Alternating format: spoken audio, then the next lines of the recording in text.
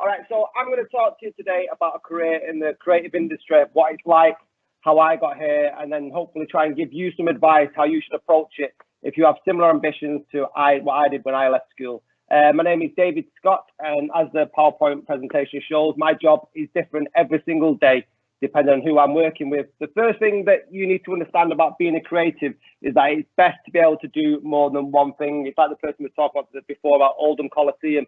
There's a variety of jobs that you might be unaware of until you actually go out and network with people. So you're better off, rather than just being focusing on one subject, try your hand at so many different things. You're young, you've got a lot of road ahead of you, so make sure you're doing that. More of which later, but I'll give you an idea of the jobs that I do at the moment. So I'm a BBC presenter, and I can be often found presenting radio shows, but I'm also a poet, and I can be writing for the likes of TV or Manchester United. I'm also a musician and an author on some other days of the week. On the outside, this may look like it's a fun job, which it is. I love it, and I wouldn't change my career for anything. But I need to explain that if you are going to be creative, be prepared to work really hard. I do so many different things because I enjoy it, but because of the nature of being a creative, you don't know how long your current contract's for. So it's better to be diverse in what you can offer. When you see most people in the public eye, you only see the results. You don't see the amount of hard work that has gone into it beforehand. And as such, a lot of people think that, because they're on TV or they're trending on the internet, that it's an easy job. It is not an easy career option. It is one of the hardest. Breaking into the creative industry can take you years, and sometimes it can come down to luck as to whether you make a career out of it. But you can put yourself in a better position for Lady Luck to find you. I imagine at this stage, you'll have an idea of what industry you want to work in, whether that's theatre, media, a game designer, artist, or performer. This is great, but in 5 years' time, this might and probably will change as you learn more about the creative industry, but also you learn more about yourself, and your interests will vary as you get to work with other people. What you have at the moment is a base level interest in creativity. You should really refine that now, and every possibility you should work at it. The early years of being a creative means that you might not get paid for what you are doing, but this will depend on what area you're going into. And the financial reward in a creative industry or any job really, it should be secondary to what you are creating. If you are not in it for the fun first, then you might have a difficult road ahead. I left a job I absolutely hated that was paid really, really well to gamble on my dreams. And when I found out it wasn't as easy to walk into the BBC and say, hey, give me a job, it was just as well that I was having fun on the road towards getting that job. It's not as easy, but as long as you're enjoying what you are doing, it makes up for a lot of the time regarding the financial outcome. I would rather have an enjoyable 8 hours where I was paid very little and enjoyed my job rather than be paid a lot of money and not enjoy it. And that's the beauty about being a creative. You can sort of balance the both, but it isn't an easy job. For a long time, I had to work for nothing. Worse than that, I would find myself having to pay travel fees to go and perform at other places and hold down jobs I didn't want to do in a bid to get by.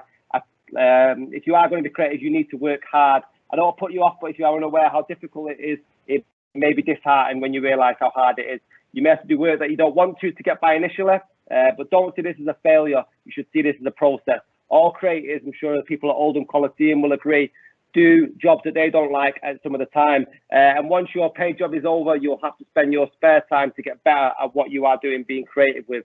So already you're working 2 jobs. You're working a job that is paying your bills, but also affording the time to work on your passion and your career later down the line. You may not get the recognition or paid initially, but you are refining your craft and learning your trade. Always keep an eye on what is 5 years down the line and not what you are doing right now. Realize that it's a process.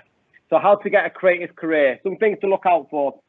I think one of the previous people said that about networking.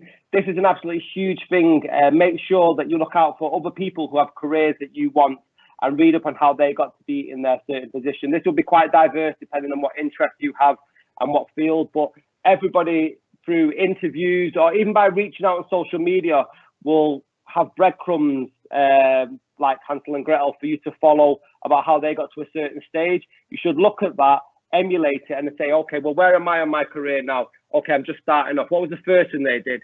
And by networking, not only with people that are ahead of you in their career, but also people who are starting out in the same level, it'll give you some sort of camaraderie and a group that you're all embarking on this journey together towards a creative career.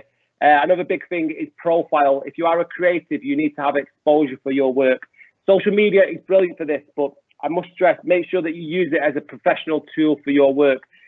What I did, because I like ranting about football, and not many people who hire me as a creative are interested in that, I have two accounts. So I have one for personal stuff and another one for my creative endeavors, and I suggest that you do the same thing. Also, never turn down opportunities to do something creative that might not be in your field. I got where I have by always having a goal. I didn't know I could present, but I didn't know I couldn't present either. So where's the harm in trying? It's fun, and from doing this, you'll find out more about the area that you're interested in and see how many different cool jobs there are available. I'm a presenter at the BBC, but there are also producers, jingle writers, journalists, researchers, and so on.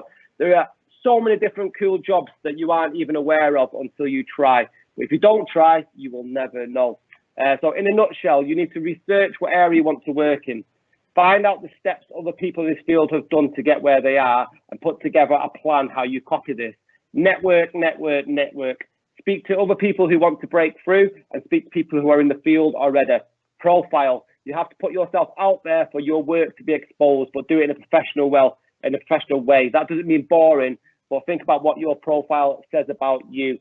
Have fun. Always try new things. Being a creative, first and foremost, is about having a laugh. And I swear it is the most fun job I've had. I've worked at some really, really boring jobs. And like I said, they can pay great, but you only get one go at this on this planet. So you make sure that the job that you are doing, you are enjoying. And do not give up. When I was your age, there was nobody to tell me. I didn't have obviously I'm too old for Zoom calls and Microsoft Teams, but there was nobody to tell me, a young lad in Longsight, that you could work for the BBC or you could pursue your dreams as a musician or as a poet. And I'm here to tell you now as proof that regardless of your background, your exam results, everything is possible. And anybody that is standing in your way saying you can't do it, you should use that as a force to prove them wrong. And we make that be the driving force. Say, right, well, if you don't think I can do it, I'm going to show you. And then it's win-win. So now I'm going to try and sum up a creative career through a Chinese bamboo tree. The Chinese bamboo tree are like creatives. We are different from other people. The Chinese bamboo tree doesn't grow in a usual fashion. Whilst most trees grow steadily over a period of years, the Chinese bamboo tree doesn't break through the ground for the first 4 years. 4 years, people go out and water the same soil without seeing any change. 4 years. And whilst those around them will look at them like they're crazy, and I had that when I started out my creative career, I was like, well, why don't you get a proper job? Because I don't want to. What you want, and people who are watering the ground, fellow gardeners will say, well, what are you watering the ground for? Nothing is growing. Then in the 5th year, an amazing thing happens. The tree begins to grow at an astonishing rate. In fact, in a period of just 5 weeks, a Chinese bamboo tree can grow to a height of 90 feet. It's almost as if you can actually see the tree growing before your eyes. And that's what happens in a creative career. You can work for weeks, months, and even years in your dreams without actually having signs of visible progress. And then all of a sudden, things take off. And that's down to your persistence and dedication and time and hope. That's big.